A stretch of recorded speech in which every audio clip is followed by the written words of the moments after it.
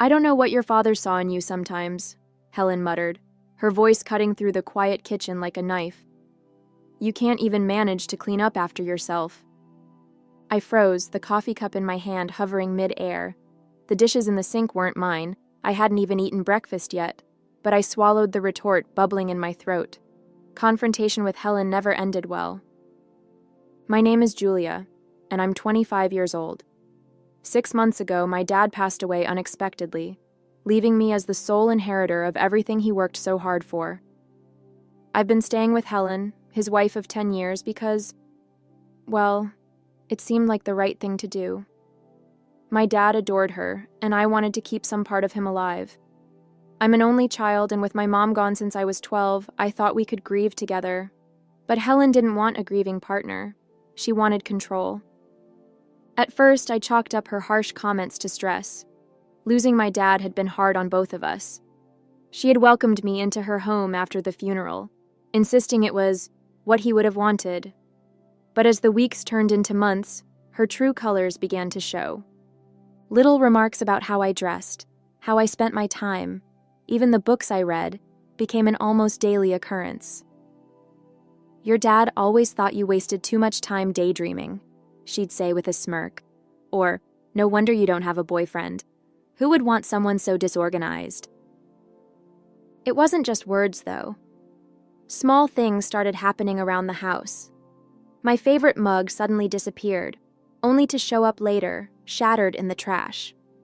The thermostat would be turned down to freezing, and Helen would claim she hadn't touched it.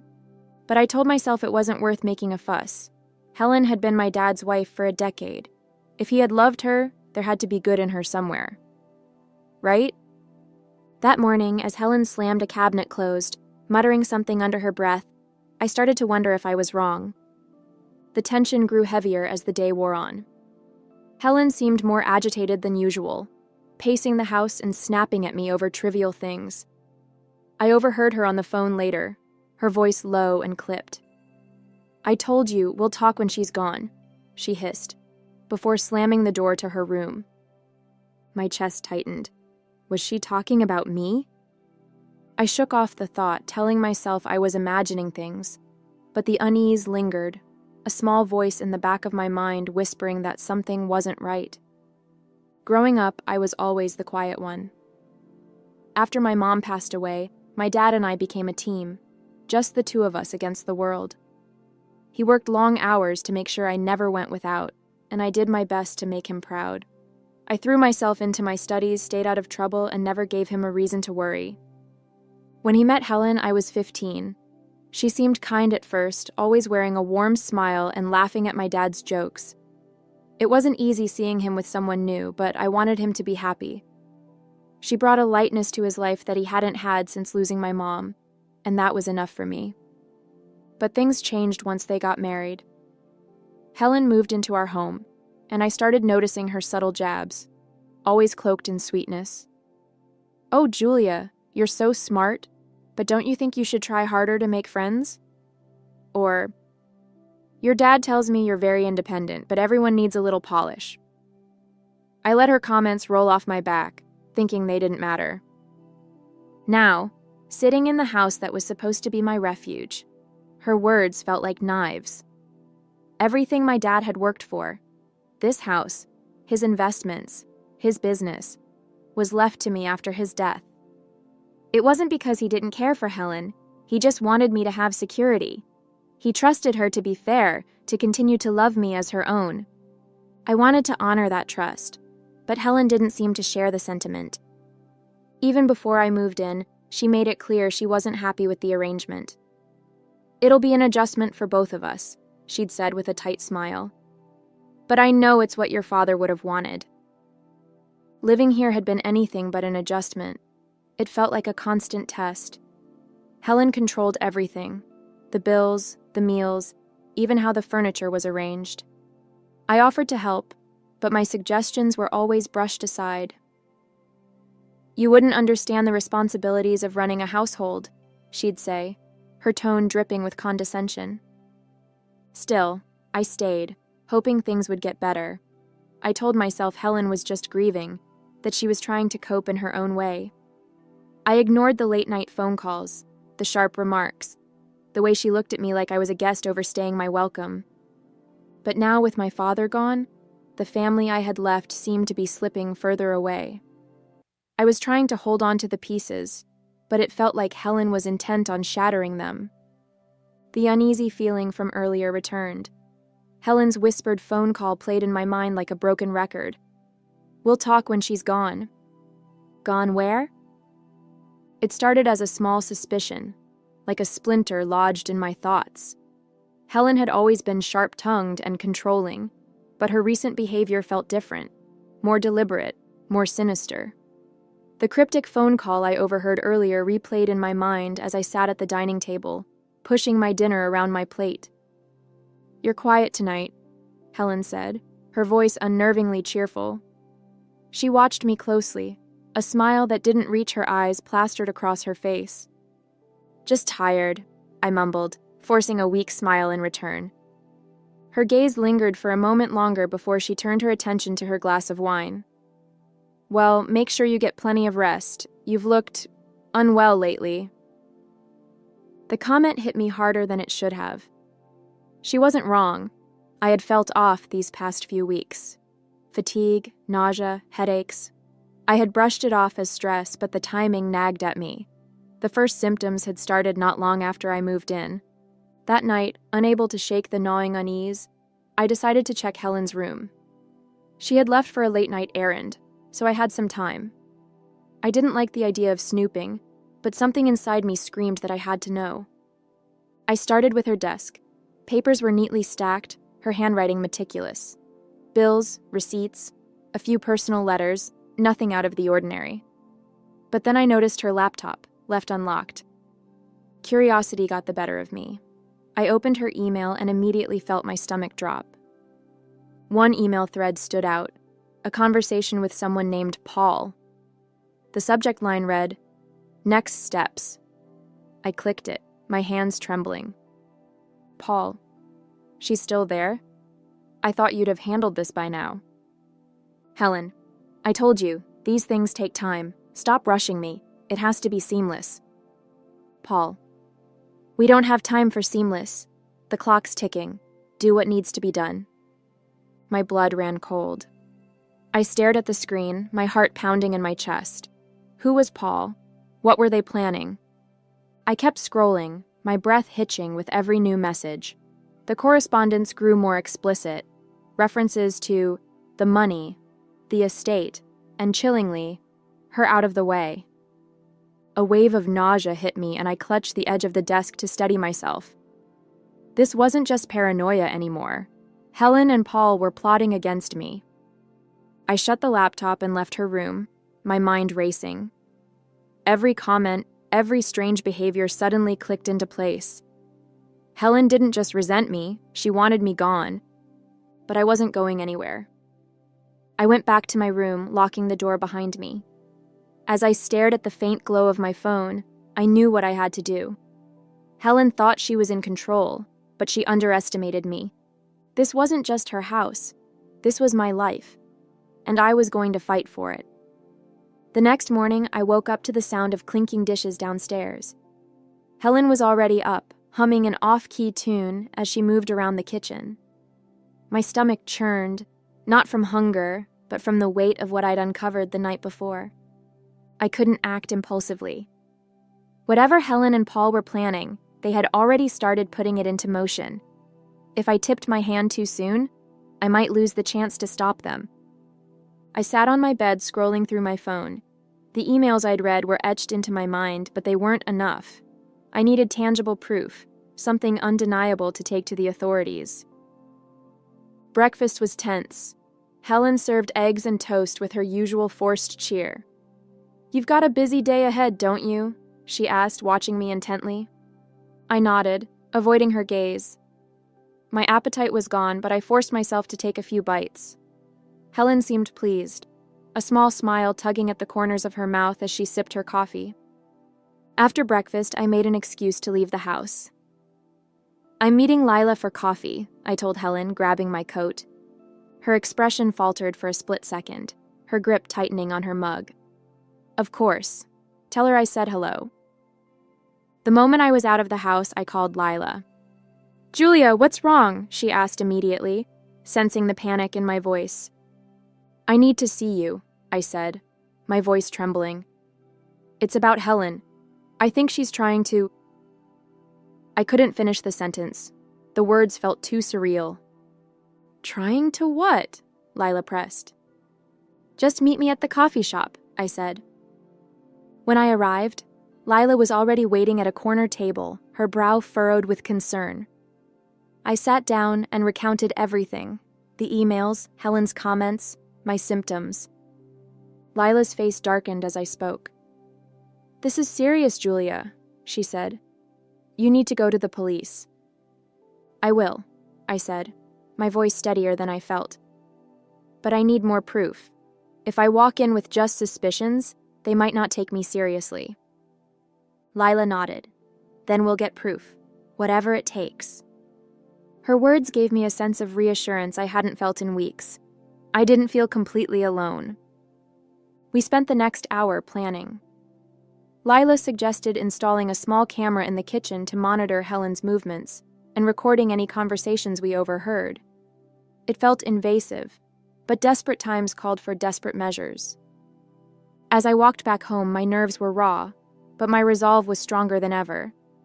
Helen might have thought she had the upper hand, but she underestimated me. The house felt colder when I returned. Helen was sitting in the living room, pretending to read a magazine, but her eyes flicked up as soon as I walked in. "Coffee with Lila was nice?" she asked, her voice syrupy sweet. "Yes," I said simply, heading toward my room before she could press further. My heart was pounding, but I couldn't let her see even a hint of fear. Once inside, I locked the door and pulled out the tiny camera Lila had given me. Installing it in the kitchen wasn't going to be easy, but it was necessary. Helen had to slip up eventually, and when she did, I'd be ready. That night, I waited until I was sure Helen was asleep. The house was eerily quiet as I crept downstairs, my footsteps muffled by the rug. In the kitchen, I found a spot behind a row of decorative jars where the camera would be hidden but still have a clear view of the room. The next few days were tense. I went about my usual routine, forcing myself to act as though nothing had changed, while the camera silently recorded everything. Helen's behavior grew increasingly erratic. She snapped at me for minor things, leaving a light on, forgetting to close a cupboard, and her phone calls became more frequent, her voice sharp and hushed. One afternoon, I decided to check the footage. I locked my door, plugged the camera into my laptop, and played the recordings. At first, there was nothing unusual, just Helen making tea or tidying up. But then, on the third night, I saw it. Helen stood at the kitchen counter, carefully pouring a white powder into a small jar labeled sugar. She paused, glancing toward the doorway as if expecting someone to catch her, before putting the jar back in its place. My stomach twisted. It wasn't just suspicion anymore. This was real. I called Lila immediately.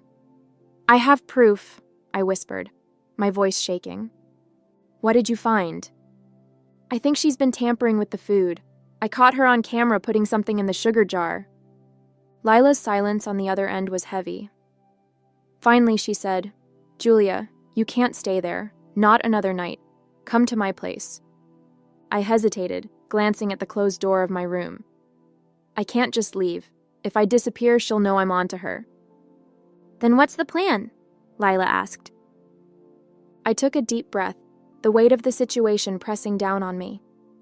"I'm going to gather everything I can, emails, recordings, everything, and then I'll go to the police, but I need more time." "Be careful," Lila said firmly. "Promise me." "I will," I said, though the knot in my stomach told me this was far from over. The next morning, I woke up to find Helen in an unusually good mood. She was humming to herself in the kitchen, the same tune I'd heard the day before, and even offered me breakfast with a smile. "You've been looking so tired lately," she said, placing a plate of scrambled eggs in front of me. "I made this just for you. You need your strength." The smell of the food turned my stomach. I glanced at the sugar jar on the counter, then back at the plate. My pulse quickened, but I kept my face neutral. "Thanks," I muttered, forcing a small smile. I pretended to take a bite, carefully shoving the eggs around the plate while Helen watched me from the corner of her eye. As soon as she left the room, I grabbed a plastic bag from the pantry and scraped the eggs into it. Whatever she'd done, I wasn't going to risk it. I tucked the bag into my purse, planning to have it tested later. That afternoon, I reviewed the footage again. This time, I found something even more chilling. Helen was on the phone with Paul, pacing the kitchen as she spoke. "She's still here," Helen hissed, her voice sharp with frustration. "I've done everything I can to make her uncomfortable, but she won't leave." Paul's voice was faint but clear. "Then you need to stop wasting time. The lawyer can't hold off forever, and the longer she's alive, the more complicated this gets." My breath caught. The longer she's alive. It was no longer a question of if Helen was trying to harm me. It was a question of when. I spent the rest of the day gathering every piece of evidence I could. The video footage, the emails, and now the tampered food, all of it pointed to a clear and deliberate plan to get rid of me. That evening, I called Lila again. "I have enough," I said, my voice trembling. "I'm going to the police tomorrow." "Good," she said firmly. "And you're staying with me tonight. No arguments." I agreed, packing a small bag with essentials and the evidence I had collected. I told Helen I was heading to Lila's for a girls' night, masking my unease with casual indifference. She didn't question it, her focus seemingly elsewhere. But as I left the house, her parting words sent a shiver down my spine. "Enjoy your night, Julia," she said, her tone light but her eyes cold. "You never know when it might be your last." That night at Lila's felt like the first breath of fresh air in weeks. Her cozy apartment, filled with the smell of lavender and the sound of soft music, was a stark contrast to Helen's tense, cold house. "You're safe here," Lila said as she handed me a cup of tea. "We'll get through this." I nodded, clutching the mug like it was a lifeline. "I hope the police take me seriously," I said. "What if they think I'm being paranoid?" "You're not," Lila said firmly. "You've done everything right. You have evidence, more than enough to make them act." The next morning, we went to the police station. My heart pounded as I handed over the evidence. The emails, the video footage, and the bag of scrambled eggs I'd carefully stored in a sealed container. I explained everything. Helen's behavior, the symptoms I'd been experiencing, the poison plot I'd uncovered. Detective Morales, a no-nonsense woman in her 40s, listened intently. She asked sharp, pointed questions, but there was no trace of doubt in her tone. "You've done well, Julia," she said after reviewing the materials. "This is serious, and we're going to treat it that way. I'll have the food tested for toxins, and we'll issue a warrant to search the house. If what you're saying checks out, Helen and her accomplice won't get away with this." I felt a glimmer of hope. Later that day, I received a call from Detective Morales. "You were right," she said. "The food tested positive for traces of a controlled substance, one that, in high enough doses, could have been fatal. We're moving forward with the search warrant. Stay put and keep your phone close. We'll update you as soon as we know more." The relief was overwhelming, but it was short-lived. That evening, while I was still at Lila's, Helen called me. "Julia," she said, her voice unnervingly calm, "I hope you're having a good time with your friend. I just wanted to let you know that I've decided to make some changes around here. Don't worry about coming back tonight. I've taken care of everything." My blood ran cold. What did she mean by taken care of everything? I immediately called Detective Morales to report the call. "She's nervous," Morales said. "She knows something's wrong, but she doesn't know how much you've uncovered. Stay where you are. We'll handle it." The next day, Morales called with an update. "We executed the warrant this morning," she said. "We found correspondence with her accomplice, Paul, that corroborates your story, along with evidence of financial tampering in your father's estate. Helen and Paul are both in custody now." I let out a breath I didn't realize I'd been holding. "So it's over?" "It's over," Morales confirmed. "And thanks to your quick thinking, you're safe." I hung up and sank into Lila's couch, the weight of weeks of fear finally lifting. Helen and Paul had tried to destroy me, but they underestimated my resolve. For the first time in what felt like forever, I felt free. The day after Helen and Paul's arrest, I sat in Lila's living room, scrolling through news articles that covered the story. Words like poison plot and inheritance scheme flashed on the screen, each one a chilling reminder of how close I'd come to losing everything: my health, my father's legacy, even my life. "Look at this," Lila said, holding up her phone. She had found a local news piece featuring a photo of Helen being escorted into the police station, her expression a mix of anger and defeat. "It's surreal," I admitted, setting my phone down. "I lived with her. I trusted her, even when the cracks started showing." "And she betrayed that trust in the worst way," Lila said, her voice firm. "But you fought back, Julia. You didn't let her win." I wanted to believe her, but part of me still felt the weight of everything I had lost. Not just my father, but also the illusion of family Helen had created. The woman my dad had loved and trusted had been a stranger all along. Later that afternoon, Detective Morales called with another update. "Julia, I thought you'd want to know," she said. "Paul has confessed. He admitted to orchestrating the entire scheme, from the poison to the forged financial documents. Helen's role was significant, but he was the one pulling the strings." "Does that mean she'll try to shift the blame onto him?" I asked.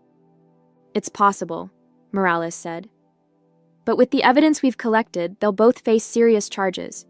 You'll need to testify during the trial, but I don't see them walking away from this." I thanked her and hung up, feeling a strange mix of relief and exhaustion. Over the next few weeks, I began rebuilding my life. It wasn't easy. Returning to my dad's house felt like stepping into a battlefield, every corner filled with memories of Helen's manipulation. I hired a professional cleaning service to restore the space, removing anything that reminded me of her. The house started to feel like mine again, a place where I could breathe without fear. I also met with my lawyer to finalize the estate's legal matters. Helen and Paul had attempted to siphon funds from my father's accounts, but their paper trail was sloppy. Everything was being restored, and my lawyer assured me that my inheritance was secure. As the days turned into weeks, I found myself thinking less about Helen and Paul and more about what came next. For so long, my life had revolved around surviving their schemes. Now, I had the chance to focus on something new: my future.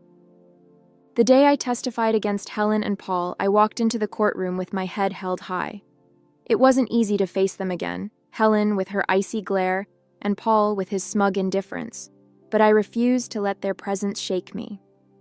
The prosecutor guided me through my testimony, and I recounted everything: the emails, the footage, the poisoned food. With every word, I felt stronger, like I was reclaiming the power they had tried to steal from me. Helen avoided my gaze, but Paul smirked as I spoke, as though none of this mattered to him. Yet when the prosecutor laid out the evidence, even his confidence began to crumble. When it was over, I stepped out of the courtroom and into the crisp afternoon air. I felt light, as though the weight of their betrayal had finally lifted. Detective Morales approached me, a small smile on her face. "You did well, Julia. They'll be held accountable for what they did." I nodded, letting her words sink in. Justice wasn't just about punishment. It was about closure, about knowing I'd done everything I could to protect myself and honor my father's legacy.